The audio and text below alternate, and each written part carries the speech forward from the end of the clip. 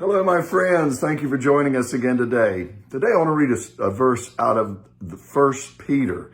Now, this is the first book that the Apostle Peter wrote, and he wrote it probably somewhere in the early 60s AD, and he was writing to a church that was scattered around the known world at that time.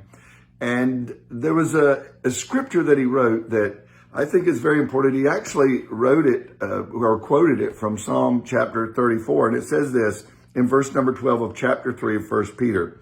For the eyes of the Lord are on the righteous, and his ears are open unto their prayer. But the face of the Lord is against those who do evil. Now there's two parts to this verse.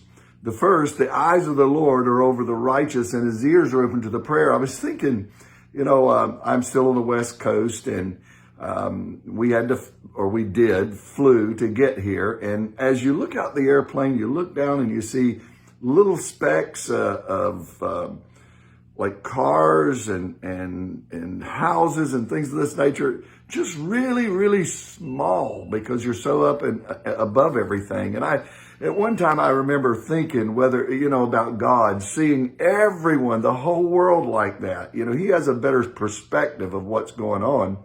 And you're always, this house here, beautiful home here, my brother-in-law and sister-in-law, William and Celinda, and it's up on a hill and you can see a long ways. Well, the God who is everywhere, it says here, the eyes of the Lord are over the righteous. A couple of things here. Not only what the righteous are doing for him, the good things and protecting them, but he also is watching over things when difficult times come or temptations come. His eyes are there. We can't forget that he's still always watching even when no one else is around. But then the second part of that scripture, but the face of the Lord is against those who do evil.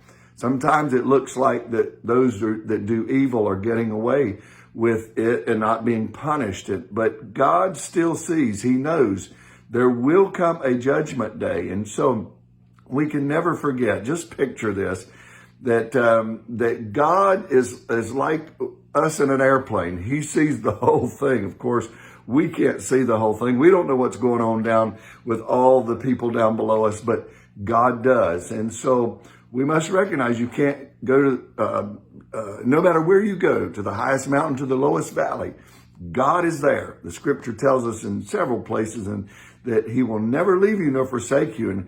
And so he sees what's going on.